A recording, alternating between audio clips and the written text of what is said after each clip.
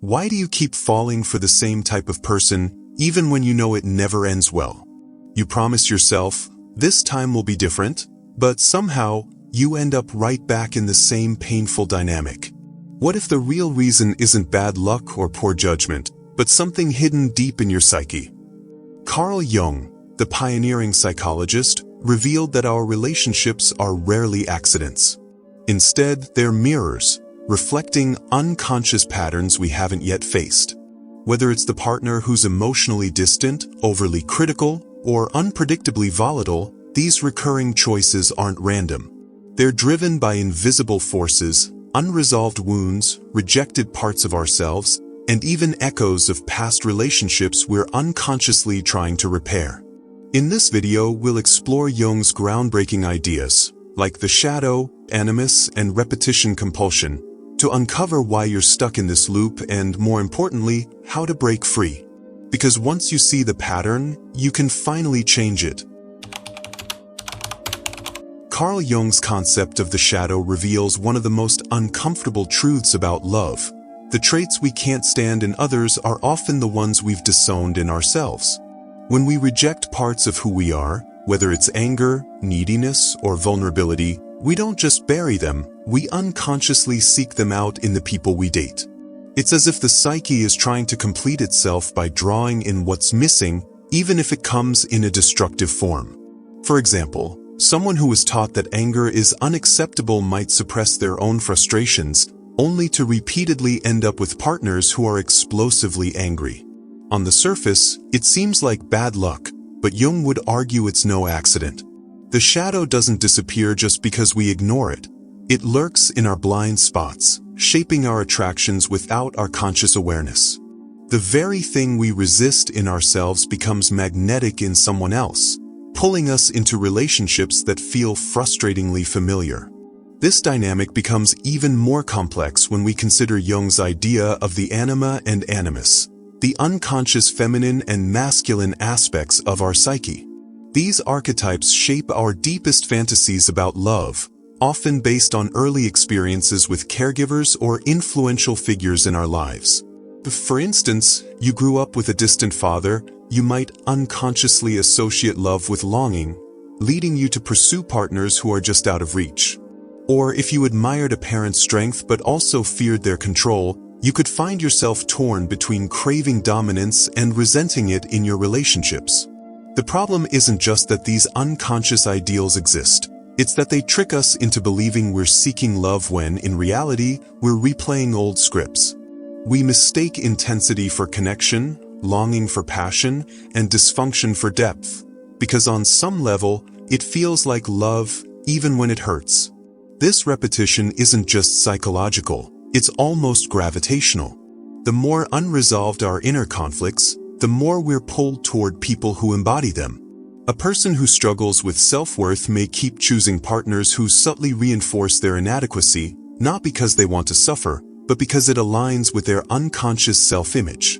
Likewise, someone who fears true intimacy might gravitate toward chaotic, on-again off-again relationships, not because they enjoy the drama, but because stability feels unfamiliar, even threatening. The heart's so-called mysterious ways often boil down to this. We don't fall in love with people, we fall in love with the unresolved stories they help us retell. Until we bring these patterns into awareness, we remain trapped in a loop, mistaking the echo of an old wound for the call of a new beginning. The compulsion to repeat our past mistakes in love isn't random. It's a desperate, unconscious attempt to rewrite history. Freud called this phenomenon repetition compulsion, and Jung expanded on it, recognizing that we're drawn to familiar emotional landscapes even when they hurt us.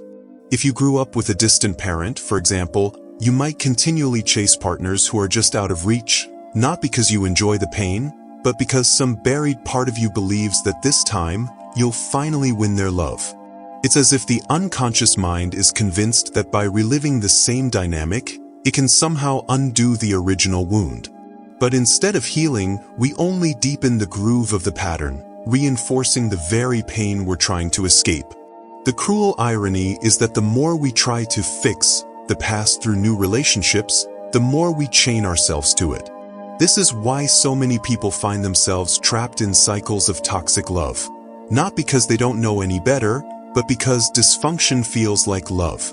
The psyche doesn't distinguish between what's healthy and what's familiar. It simply gravitates toward what it recognizes.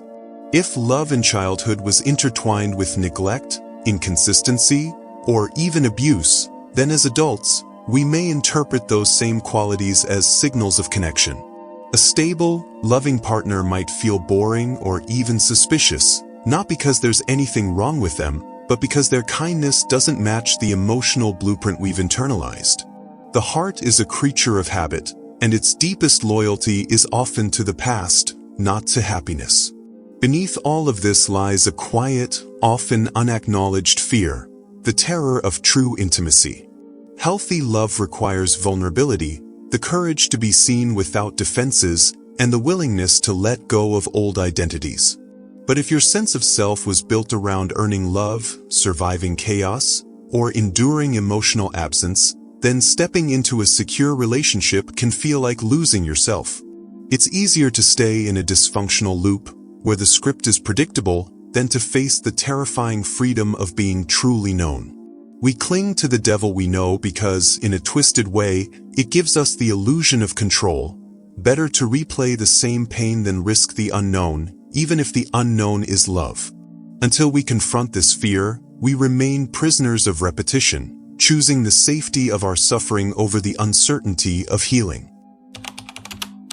The journey to breaking free from destructive relationship patterns begins with shadow work, the courageous act of facing what we've spent a lifetime avoiding. This isn't about blame or shame, but about reclaiming the disowned parts of ourselves that we've been projecting onto others.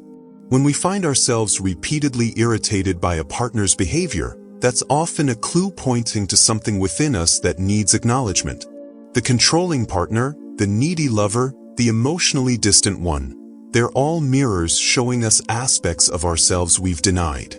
The moment we can say, "Yes, I too have that quality in some form," we take back our power. This integration work is uncomfortable but transformative. As we make peace with our own darkness, we stop being magnetically drawn to people who embody it for us. True change requires moving from autopilot to conscious choice in our dating lives. This means creating space between impulse and action, that crucial pause where we can ask ourselves the revealing question: am I choosing this person from fear or from love? Fear-based choices come from old wounds, the fear of being alone, the need to prove our worth, or the comfort of familiar dysfunction. Love-based choices, on the other hand, emerge from presence and self-awareness. They honor both our needs and our boundaries. Developing this discernment takes practice. It means sitting with the discomfort of not immediately pursuing that intoxicating chemistry when we recognize it as a red flag. It requires trusting that what feels unfamiliar, like stability or mutual respect, might actually be what we need, even if it doesn't match our old idea of passion. Our unconscious ideals about love, shaped by early experiences and cultural conditioning, often set us up for disappointment or repetition. The fantasy partner we carry in our minds, whether it's the perfect caretaker, the exciting rebel, or the ultra-successful provider, is usually a composite of unmet childhood needs and social messages about what we should want. These fantasies become problematic when we prioritize them over real connection with an actual human being. Healing this requires examining our romantic imagination with ruthless honesty. What do we truly value versus what we've been conditioned to pursue? Where did these ideals originate? As we bring these unconscious drivers into awareness, we create space for relationships based on who people actually are rather than who we need them to be for our own healing. This is how we move from seeking completion in others to experiencing partnership as conscious choice between two whole people. Breaking these deep patterns is neither quick nor linear. There will be moments of backsliding, times when the pull of the familiar is overwhelming. What matters is developing the self-compassion to begin again, the awareness to catch ourselves earlier each time, and the courage to stay present with our own discomfort rather than seeking someone to project it onto. Each small act of conscious choice, whether it's setting a boundary, sitting with loneliness rather than filling it recklessly, or simply noticing an old pattern without judgment, weakens the cycle's hold. The goal isn't perfection, but increasing freedom in our choices. As we do this work, we discover that what we thought was our type was actually our wound in disguise, and that real love begins when we stop repeating history and start creating it anew. The patterns we've explored today reveal a profound truth. Love is never just about the other person. It's always in conversation with our deepest, often unexamined selves. Carl Jung's wisdom reminds us that until we bring these unconscious forces into awareness, we remain at their mercy, mistaking old wounds for new connections and repetition for passion. But the moment we recognize these patterns, the shadow projections, the idealized anima/animus, the compulsive retelling of old stories, we gain something revolutionary: choice. The power to pause, to question, and to decide whether what we're feeling is genuine connection or just the echo of something unfinished within us. So the next time you feel that magnetic pull toward someone, take a breath and ask yourself the liberating question: is this growth or just a rerun? Does this person reflect who you're becoming or who you've been? That simple moment of awareness can be the difference between repeating the past and creating something entirely new. True love begins not when we find the right person, but when we stop seeing others as mirrors of our unmet needs and start showing up as someone capable of healthy love, including for ourselves. I'd love to hear from you. Have you noticed these patterns playing out in your own relationships? What moments made you realize you were stuck in a cycle? Share your stories or questions below. This is how we learn from each other's journeys. And if this resonated with you, consider sharing it with someone who might need to hear it. Because the more of us who do this work, the more we change not just our own love stories, but the very culture of love itself. Remember, the most important relationship you'll ever heal is the one with yourself. The rest will follow.